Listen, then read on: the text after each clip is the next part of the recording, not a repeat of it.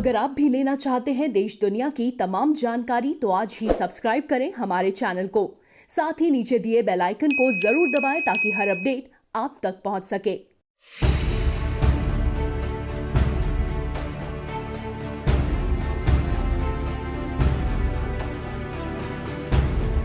बल्कि आप नहीं लोगे तो कोरोना होने का और खुदा ना करे मरने के चांसेस ज्यादा होते हैं ना। कोविड अभी इस वक्त इतना देश में फैला हुआ है कि जब ये सिम्टम्स आते हैं तो आपको यही समझना चाहिए कि ये कोविड हो रहा है। एक तो यंगर पीपल की थोड़ी इररिस्पॉन्सिबल बिहेवियर रहती है, जो मास्क नहीं पहनते हैं, ऐसे करते हैं। हार्मफुल चीज़ें नहीं लेनी चाहिए, जैसे शराब है, स्मोकिंग है, ये इस वक्त बहुत डेंजरस रहता है, इसको आपको अवॉइड करना चाहिए। प्रभा साक्षी न्यूज नेटवर्क में आप सभी का स्वागत है। कोरोना जिस तरह से न सिर्फ भारत में बल्कि देश विदेश में लगातार बढ़ता जा रहा है और इसको देखते हुए कहीं ना कहीं हम सभी के मन में बहुत सारे सवाल हैं इस सेकेंड वेव को लेकर या फिर कहीं आने वाली थर्ड वेव को लेकर, वैक्सीन को लेकर। तो उन्हीं सब सवालों पर चर्चा के लिए मुंबई के फेमस वॉकहार्ट हॉस्पिटल से हमारे साथ हैं डॉक्टर बहराम पार्डीवाला, जो कि इंटरनल मेडिसिन विभाग के हेड है ही, साथ साथ क्लिनिकल प्रैक्टिस में भी 30 सालों का एक्सपीरियंस है। डॉक्टर, आपका बहुत बहुत स्वागत है प्रभा साक्षी में। आज के इस एपिसोड में हम यही चर्चा करने वाले हैं कि किस तरह से हम खुद को इस कोरोना के टाइम में सेफ रख सकते हैं, प्लस हमारे साथ जो हमारी फैमिली है, हमारे फ्रेंड्स हैं, उनको भी किस तरह से हम बचा सकते हैं। तो उन्हीं सब सवालों पर हम चर्चा करेंगे। सबसे पहला क्वेश्चन जो मैं आपसे पूछना चाहूंगी वो यही है कि जो ये कोरोना की सेकेंड वेव चल रही है, इसको कहा जा रहा है कि काफी खतरनाक है, तो कितनी ये खतरनाक है और किस तरह से इससे हम बच सकते हैं? राइट, जो अपनी सेकेंड वेव है ये काफ़ी खतरनाक है, क्योंकि बहुत जल्दी फैल रही है। ये फैलने का एक कारण ये है कि जो वायरस है वो म्यूटेट कर रहा है। म्यूटेट मतलब उसका रूप बदल रहा है, और कभी बार वो 2 बार बदल रहा है, मतलब जिसे हम डबल म्यूटेशन कह रहे हैं। इस वजह से ये जो म्यूटेशन आया है ये बहुत जल्दी फैलता है, मतलब एक रूम में, मतलब एक घर में एक आदमी को होगा तो पूरे घर को चिपका होने देगा। का चांस होता है। एग्जैक्टली। तो ये इस बार मुश्किल ही है। दूसरा कि ये बार आपने नोटिस किया होगा कि रूरल एरियाज में, हमारे गांवों में, हमारे विलेजेस में बहुत फैल रहा है। बहुत फैला है लास्ट जी। टाइम ये नहीं था, इस टाइम ये बहुत हो रहा है। ये दो कारण की वजह से। एक, लापरवाही। गांव में कितने लोग जो है वो अभी भी ये नहीं समझ पाते हैं कि सोशल डिस्टेंसिंग क्या होता है। बिल्कुल। काफी टाइम मैं उधर, जब कोई मेरे पेशेंट गांव में जाके उधर से कंसल्ट करते हैं तो 4 मरीज होंगे, चारों चार एक रूम में आके मुझसे बात करेंगे। उसका मतलब ही नहीं, कितनी बार जो बात करेगा उसका मास्क किधर होगा। तो ये इनको समझना चाहिए कि ये बहुत गलत है। सोशल डिस्टेंसिंग, मास्किंग नहीं, इसके वजह से रूरल एरिया में बहुत फैल रहा है। और दूसरा ऑफ कोर्स ये जो जो बड़े बड़े गैदरिंग होते हैं, जो इलेक्शन रैलीज होते हैं, जो मेलाएं होते हैं, उसके वजह से ये डेफिनेटली बहुत फैल गया है। जी। इसके लिए एक ही चीज है, इसको आप थोड़ा सा कम करने के लिए तो पहले इसको सब लोगों को ये सोचना चाहिए, सोशल डिस्टेंसिंग। ऐसे घूमने के लिए बाहर मत निकलिए, कुछ काम हो तो ही निकलिए। निकलेंगे तो दूसरे आदमी से करीब करीब 3 फुट का डिस्टेंस तो रखिए ही, और डबल मास्क पहनिए। कितने लोग मास्क पहनते हैं, जो बात करते हैं तो इधर कर लेते हैं और नहीं तो इधर रखते हैं। तो जैसे आप सांस किससे लेते हो, मुंह से लेते हो या नाक से लेते हो? नाक से लेते हो तो उसको तो कवर करिए आप। बिल्कुल। कोई करता नहीं है। जी। ये बहुत जरूरी है। आपने जैसे बात की म्यूटेशन की या फिर वो डबल म्यूटेशन जो हो रहा है, तो अगर हम कहें कि या कि वही स्ट्रेन है जो कि यूके में फैला था पहले, और उस पर अगर हम बोलें कि जो अलग से और म्यूटेशंस आ रहे हैं, तो कोरोना वैक्सीन पर हमारा कोरोना को लेकर इंडियन वैक्सीन उस पर कितने मतलब सफल हैं उसके लिए, उस म्यूटेशन ये को हैंडल कर? जो अभी जो म्यूटेशन आया है, जो डबल म्यूटेशन है, वो इंडिया के लिए यूनिक है।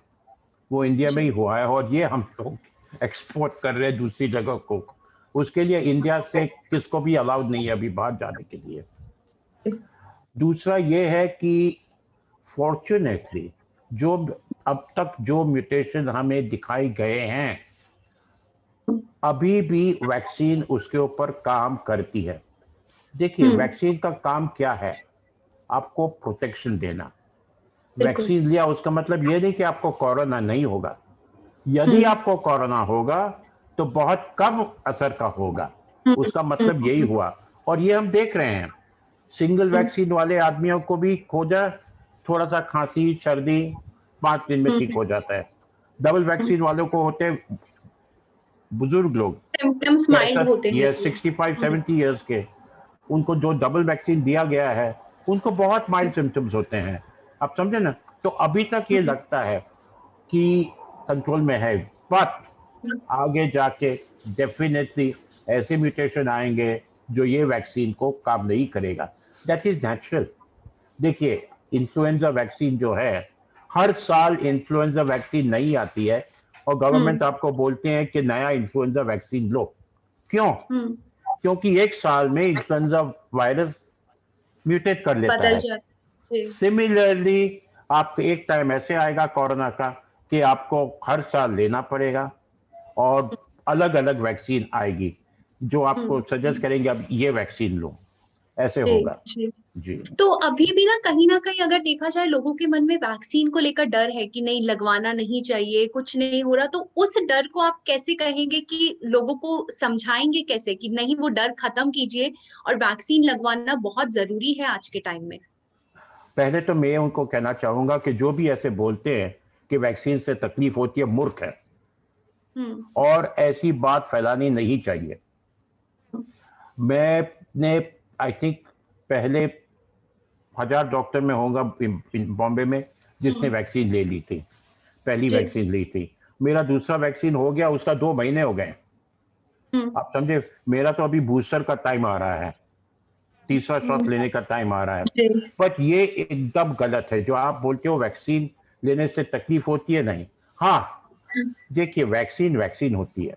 आप जब बच्चे थे या यदि आपकी शादी हुई हो, आपको बच्चे हैं, कोई भी माँ आपको ये बोलेगी कि बच्चों को आप जब वैक्सीन के लिए ले जाते हैं तो उसको बुखार होता है, बिल्कुल दर्द होता है, वो दिन रात को सोएगा नहीं। सिमिलरली एडल्ट को भी होता है। तो आपको जब वैक्सीन देंगे बुखार आएगी, शरीर में दर्द होगा और क्या होगा। दूसरे जो रिपोर्ट्स आप ये देखते हैं क्लॉटिंग के, जो एस्ट्रा के जॉनसन जॉनसन और एस्ट्रा के वैक्सीन से क्लॉटिंग के जो हिसाब होते हैं, वो आपको ये सोचना चाहिए कि लाखों में 1 या 2 मरीज को होता है, समझे ना। तो उससे आप ऐसे बोलोगे कि हमें नहीं लेना है, दैट इज रॉन्ग। आप टाइफाइड की वैक्सीन लोगे, उससे भी कभी कभी साइड इफेक्ट होते हैं। आप कोई भी वैक्सीन लोगे उससे साइड इफेक्ट हो सकते हैं। तो उससे ये नहीं डरना चाहिए कि कोरोना वैक्सीन लेंगे और तकलीफ होगी, बल्कि आप नहीं लोगे तो कोरोना होने का और खुदा ना करे मरने के चांसेस ज्यादा होते हैं। ज्यादा है। जी। तो अगर कोई हार्ट पेशेंट है या कोई डायबिटिक है या कोई और बीमारी से जूझ रहा है तो उसको क्या वैक्सीन लेना चाहिए या अपने डॉक्टर को कंसल्ट करना चाहिए वैक्सीन के लिए? क्यों इसको डॉक्टर को कंसल्ट करना चाहिए? यदि आपको मॉर्बिडिटी, मतलब एग्जैक्टली हिंदी में मॉर्बिडिटी के लिए आप क्या कहोगे मुझे पता नहीं है, बट मॉर्बिडिटी डायबिटिक्स और हार्ट पेशेंट्स बहुत ज्यादा होती है, आप समझे। तो उनको तो पहले वैक्सीन लेना चाहिए। बुजुर्ग, जब कोरोना पहले आया था, जो पहले लोग मरने लगे चाइना में, जो पहले मरने लगे वो कौन से थे? डायबिटिक्स, हार्ट के मरीज, बुजुर्ग, वो सब मर रहे थे। तो आपको तो ये कहना चाहिए कि इनको वैक्सीन पहले देना चाहिए। उसीलिए गवर्नमेंट ने बोला था कि 65 के ऊपर या 60 के ऊपर पहले उनको वैक्सीन दिलाइए। तो एक चीज और है कि जैसे हम लोग अगर देखते हैं इस मौसम में कुछ वायरल के भी ऐसे सिम्टम्स होते हैं, कॉफ होना, गले में दर्द होना, सर्दी खांसी जैसे नॉर्मल सिम्टम्स है जो कि वायरल में भी होते हैं। तो एक आम इंसान ऐसे मौसम में कैसे पता लगाए कि ये कोविड के ही सिम्टम्स हैं, मैं एकदम से पैनिक नहीं करूं या फिर ये वायरल के सिम्टम्स भी हो सकते हैं? देखिए ना, कोविड अभी इस वक्त इतना देश में फैला हुआ है कि जब ये सिम्टम्स आते हैं तो आपको यही समझना चाहिए कि ये कोविड है। और कभी भी ऐसे सिम्टम्स आए तो हम लोग तो रेकमेंड करते हैं आप खुद को आइसोलेट कर लीजिए। एटलीस्ट महाराष्ट्र में ये अच्छा है कि आप आपका टेस्ट कराओगे, थ्रोट स्वैब लेके आरटीपीसीआर कराओगे और जी। पॉजिटिव आएगा तो मान जाते हैं कि आप घर में आइसोलेट कर सकते हो। अनफॉर्चुनेटली आप उत्तर प्रदेश ऐसे देते हुए देखोगे, आरटीपीसीआर पॉजिटिव आया तो उठा के ले जाते हैं, उसके लिए लोग टेस्ट नहीं करते। ये बहुत गलत है, ये उनको नहीं रखना चाहिए। तब आरटी आप उनको उठा के किधर ले जाओगे? तो सुविधा नहीं है ट्रीटमेंट के लिए, आपके हॉस्पिटल ओवर क्राउडेड है। जब पेशेंट ये this was the same mistake जो महाराष्ट्र ने पहले एपिडेमिक में किया था, बॉम्बे में जरा भी हुआ एडमिट हो जाइए। अब वो ऐसे नहीं बोलते हैं। आप यदि बोलोगे कि मैं ठीक हूं, ये डॉक्टर के नीचे मैं ट्रीटमेंट दे रहा हूं, तो आपको वो करने देंगे। आप समझे? हाँ। जी। तो ऐसे रखना अगर चाहिए और इस वक्त ऐसे ही समझना चाहिए कि हाँ, ये सिम्टम जो मुझे हो रहे हैं वो कोरोना के वजह से हो रहे हैं। बिल्कुल इट बिल्कुल। Is better to err on the side of caution. Hmm. तो जैसे आपने कहा कि आइसोलेट हो जाए, प्रॉपर प्रिकॉशंस लें, उसके बाद आप टेस्ट भी साथ में कराएं, लेकिन कहीं ना कहीं एक अर्ली टेस्टिंग जो शब्द हम सुनते हैं कि आप एकदम से जल्दी टेस्ट नहीं कराएं, वो प्रॉपरली डिटेक्ट नहीं होता कई बार वायरस, ऐसा भी कुछ है क्या? कोई एक टाइम पीरियड होता है कि आपको जब सिम्टम्स आए उसके 2 दिन बाद आप टेस्ट कराएं ताकि अच्छे से आई आपका थिंक रिपोर्ट आए? आपके पहले आपके टेस्ट रिपोर्ट कभी बराबर नहीं आते हैं। पहला तो ये होता है कि आपकी टेक्निक बराबर नहीं है। वो जब स्वॉब लेते हैं नाक के अंदर से लेते हैं, नाक से हम्म। एटलीस्ट 3.5-4 इंच स्टिक आपकी अंदर जानी चाहिए कि इधर गले के पीछे आके उधर से स्वॉब ले। और जब भी ये इतना दर्द होगा तब गले के पीछे, तो पता है कि ये टेक्निक बराबर है। दूसरा, टाइमिंग इतना इम्पोर्टेंट नहीं है, पर सिम्टम के 2-3 दिन के बाद आप कराएंगे तो पॉजिटिव आने के चांसेस ज्यादा होते हैं। ज्यादा हो जाएंगे। तीसरा यह है कि कभी कभी 3 स्वैब के बाद भी आपका नेगेटिव आएगा, आप समझे? और आप 3 महीने के या 2 महीने के बाद एंटीबॉडी टाइटर करेगा तो एकदम हाई आएगा, उसका मतलब उस वक्त आपको कोरोना हुआ था पर हुआ पिकअप। था।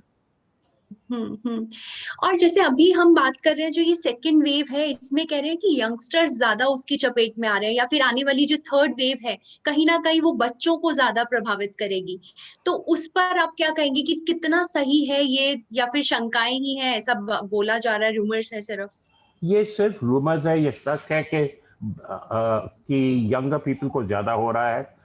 एक तो यंगर पीपल की थोड़ी इररिस्पॉन्सिबल बिहेवियर रहती है, जो मास्क नहीं पहनते हैं, ऐसे करते हैं, जी। जिस वजह से ये ज्यादा फैल रहा है।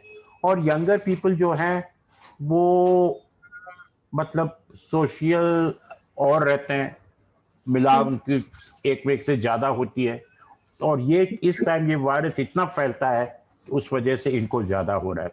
बट ऐसे स्पेसिफिकली कि यंगर जनरेशन को पकड़ रहा है, ये गलत है। दूसरा सवाल आपका था बच्चों के लिए। एक चीज याद रखिए, बच्चों को कोरोना होता है बट नॉर्मली बहुत लिमिटेड होता है।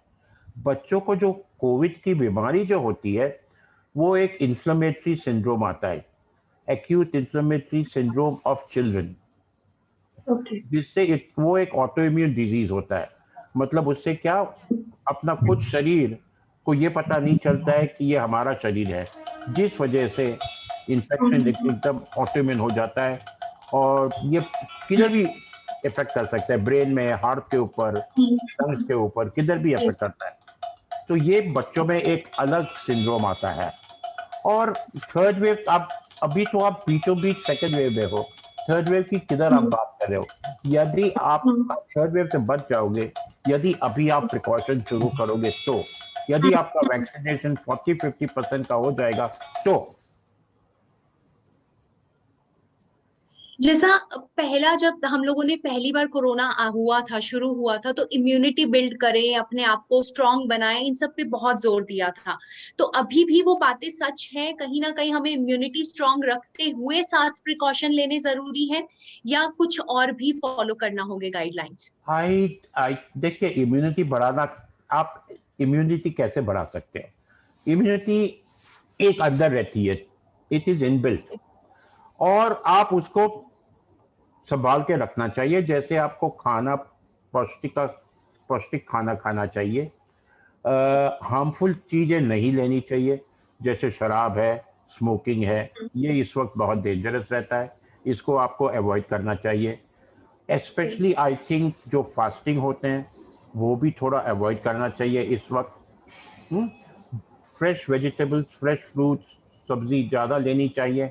हम्म, और नॉर्मल प्रिकॉशन जैसे आप स्टीम ले सकते हैं, गार्गलिंग कर सकते हैं टू प्रिवेंट। हम्म। बट ऐसे कुछ नहीं है कि ये काढ़ा लो, ये दवाइयाँ लो, हम्म। या जिंक लो, या vitamin C low, hmm.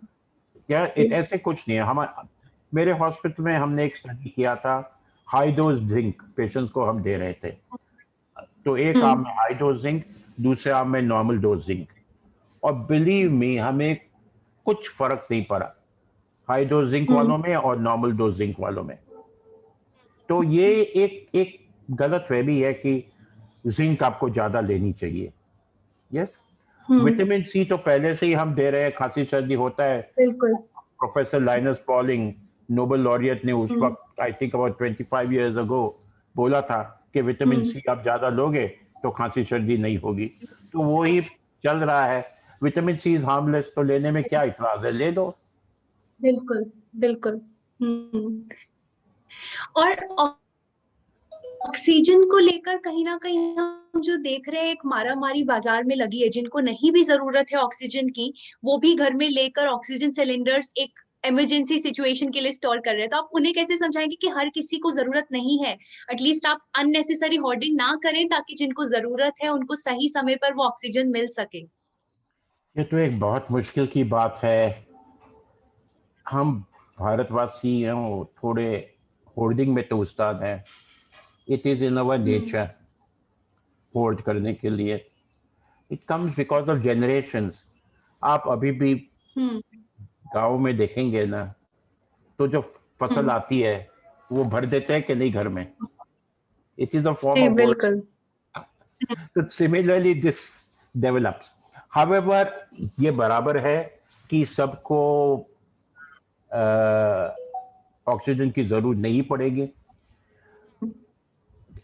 Almost 10% of people को ऑक्सीजन की जरूरत पड़ती है। ऑफ कोर्स इस प्रेजेंट सेकेंड वेव में ज्यादा आदमियों को, I would say 20%, but hmm. Otherwise इतना जरूरी नहीं। पर हमारे हमारे जो पेशेंट एडमिट होते हैं, about 15% do not need oxygen. Hmm. 15% को हम 2 litres oxygen, which is nothing, 2 दिन देते हैं निकल जाते हैं। दूसरे जी। 20-30% को हम 4 लीटर देते हैं, 4-5 दिन खत्म हो जाता है। इट इज ओनली 10% जिसको आईसीयू चाहिए, जिसको हाई फ्लो हम्म। नेजल ऑक्सीजन चाहिए, जिसको वेंटिलेटर चाहिए। तो जी। एक्चुअली ऑक्सीजन की इतनी जरूरत नहीं पड़ती है। ये हम्म। हम्म। थोड़ा तो मीडिया, थोड़ा तो हिस्टीरिया, इसके वजह से हम्म। बिल्डअप हो जाता है। जैसे हम कोविड की रिकवरी की भी बात करते हैं ना, कि हर पेशेंट 14 दिन का एक टाइम पीरियड हम लेकर चलते हैं, तो हर किसी के लिए क्या वो इक्वल होता है? 14 दिन लगते हैं सबको सेम मेडिसिन देने पर ही, मतलब कहीं ना कहीं फर्क पड़ जाता है? और अगर मैं पूछूं कि कितने समय में वो वायरस का एक पॉजिटिव रेट या फिर नॉन कंटेजियस जो उसका एक व्यवहार होता है वो खत्म हो जाता है, और अब इंसान एक खतरे से बाहर है उस समय के बाद? ये that is a very good question actually. इसमें क्या होता है कि centre of disease control US का, that is the focal point of all the research. तो उन्होंने ये गाइडलाइंस दिए हैं कि 14 दिन के बाद हम्म। जो हम वायरस बाहर निकालते हैं, जो हम वायरस शेडिंग बोलते हैं, वो ऑलमोस्ट 0.01% हो जाता है, या 0.1% हो जाता है, मुश्किल से मुश्किल। तो उस वक्त ऑलमोस्ट जी। आप नॉन इन्फेक्टिव रहते हो। हम्म। ओके, उसके लिए ये 14 दिन का हुआ है। और उसके लिए क्वारंटाइन भी 14 दिन की होती है, सब 14 चीज दिन 14 दिन जी की रहती है। उसका मतलब ये नहीं कि आप टोटली आउट ऑफ रिस्क हो गए या आप फैला नहीं सकते।